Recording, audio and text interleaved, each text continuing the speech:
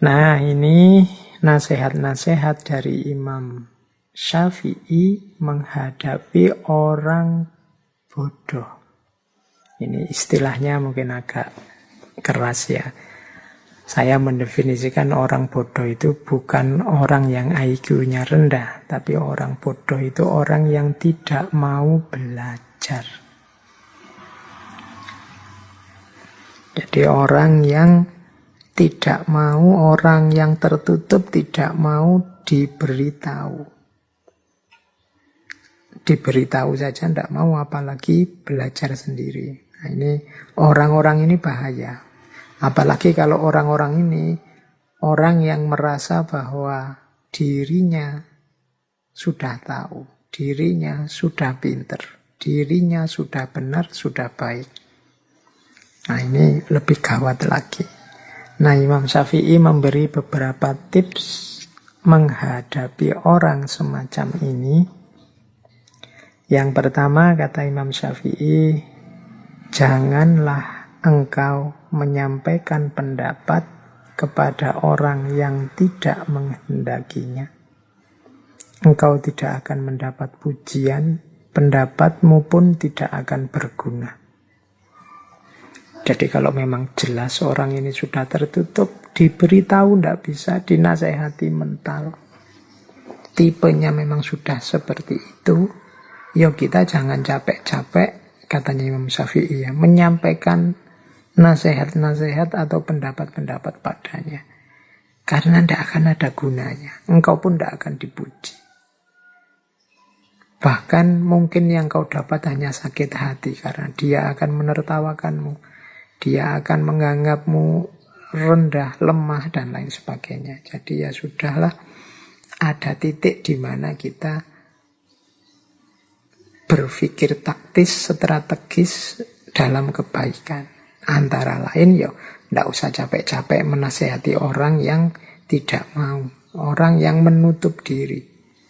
Cari strategi yang lain yang lebih efektif. Karena nasihatmu tidak akan berguna, engkau pun tidak akan dapat pujian. Itu nasihat pertama. Bertemu orang-orang yang tidak pinter. Orang-orang yang tertutup. Nah, yang kedua, silahkan hina diriku sepuas kalian. Aku akan tetap diam saja. Bukannya aku tidak punya jawaban, tetapi singa selalu tidak akan membalas gonggongan anjing. Nah, ini analoginya menarik. Jadi kadang-kadang ada orang yang tidak ngerti, orang ini tidak tahu, diberitahu tidak bisa, tapi tiap hari mungkin menghina kita, mengkritik kita, menjatuhkan kita, menunjukkan di mana kesalahan kita, padahal dia tidak ngerti duduk persoalannya. Katanya Imam Syafi'i, kalau menghadapi situasi yang rumit semacam itu, orang ini maunya apa sih? Dia tertutup, diberitahu tidak mau, tapi kelakuannya tiap hari menyakiti dan menyakitkan. Kata Imam Syafi'i, ya sudahlah, hinalah diriku sepuas kalian, tapi aku akan tetap diam. Bukannya aku tidak punya jawaban, tetapi singa selalu tidak akan membalas gonggongan anjing. Jadi menggonggonglah sepuasmu. Toh engkau diingatkan juga tidak mau. Engkau diberi tahu yang benar juga tidak mau.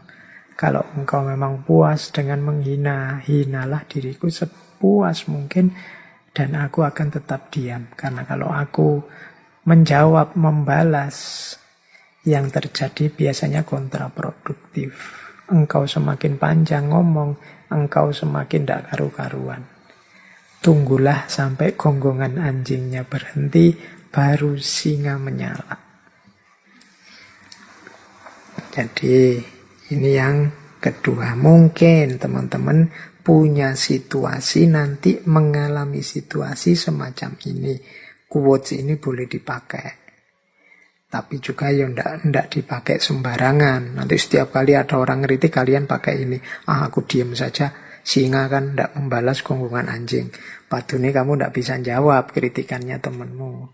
Ini situasinya tidak untuk situasi semacam itu. Tapi untuk situasi mungkin ada orang yang bodoh tapi cerewet. Diberitahu ndak mau. Suaranya ndak berhenti-berhenti. Ya mungkin situasi yang seperti itu.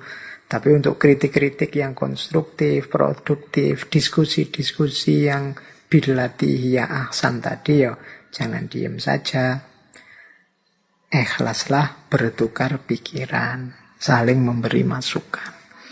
Jadi ini kalimatnya Imam Syafi'i ini ya silahkan dipakai sesuai dosisnya, sesuai ruang dan waktunya. Ini quote selanjutnya juga mirip. Biarlah mereka bersikap bodoh dan menghina. Dan tetaplah kita bersikap santun. Gaharu akan semakin wangi ketika disulut api. Jadi ini melanjutkan tadi. Ketemu orang yang seperti tadi loh. Seandainya harus merespon, ya tetap kita respon dengan santun, tetap kita tidak lupa akhlak, tidak lupa adab. Biar saja orang terus menghina kita, orang terus menyakiti kita. Kalau kita memang ada dalam kebenaran, ada dalam kebaikan, maka gaharu akan semakin wangi ketika disulut api. Gaharu itu ya kayak dupa itu kan. Alat untuk menyebarkan aroma. Nah itu kalau ingin wangiannya semakin tersebar ya apinya ditambah. Ya kayak dupa itu kan ditiup apinya semakin muncul, kemudian aromanya semakin menyebar. Kayak kemenyan itu kan juga begitu. Nah, jadi biarlah orang menghina. Orang menghina kita itu kan semacam melemparkan api kepada kita, menyulutkan api dalam hati kita. Tapi tidak usah khawatir karena kita jenisnya gaharu. Semakin diberi api, kita semakin memberikan aroma wewangian. Maka respon apapun yang kita berikan harusnya tetap dengan jalan bersikap yang santun. Oke, mengapa sih harus diam? Mengapa sih kok tidak langsung ditabrak saja orang-orang seperti itu? Kata Imam Syafi'i selanjutnya, aku mampu berhujjah dengan 10 orang berilmu, tetapi aku akan kalah pada 1 orang yang bodoh. Karena ia tidak tahu akan landasan ilmu.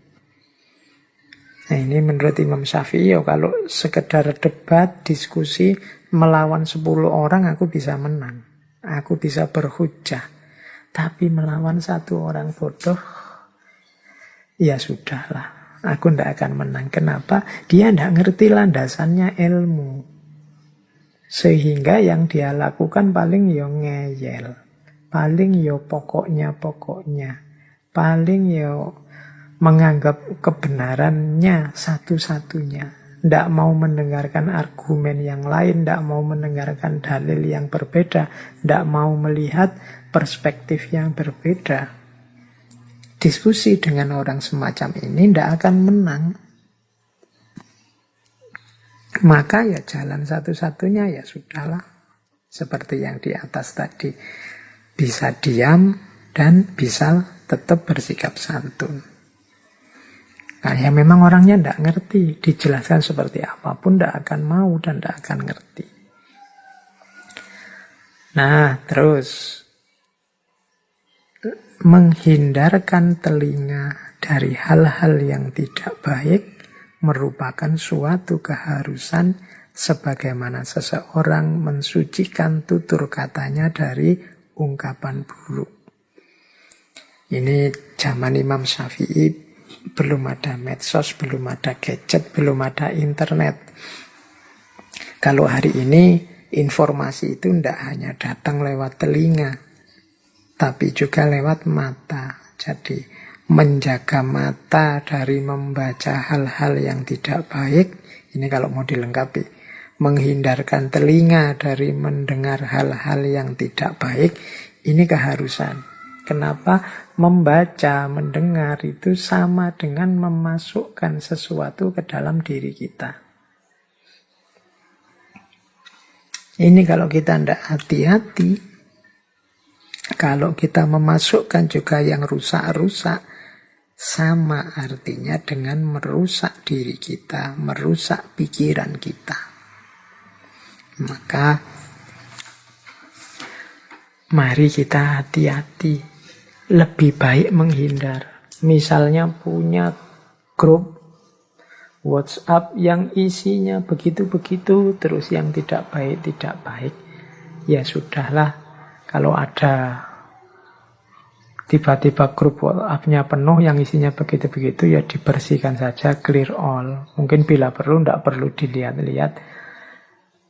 Kalau bisa keluar ya syukur, kalau tidak bisa keluar mungkin sungkan, mungkin tidak enak, ya sudah diam saja. Setiap kali penuh dibersihkan. Menghindari mata kita melihat hal-hal yang tidak baik atau telinga kita mendengar hal-hal yang tidak baik. Mulut kita kan juga harus dijaga, tidak ngomong yang jelek-jelek. Telinga kita berarti harus dijaga, tidak mendengar yang jelek-jelek. Mata juga harus dijaga, tidak melihat yang jelek-jelek.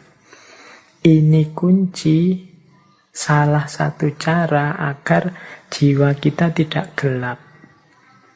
Jiwa kita tetap terang, tetap bisa menampung cahaya yang namanya ilmu. Mendengar yang tidak baik itu salah satu maksiatnya mata. Maksiatnya telinga. Melihat yang tidak baik ini maksiatnya mata.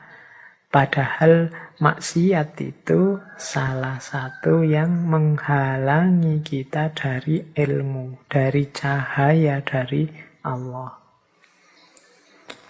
Oke, biasanya yang tidak baik itu muncul dari orang-orang bodoh, dalam tanda petik tadi ya, dengan definisi bodoh yang saya jelaskan tadi. Jadi ini beberapa tips dari Imam Syafi'i menghadapi orang bodoh.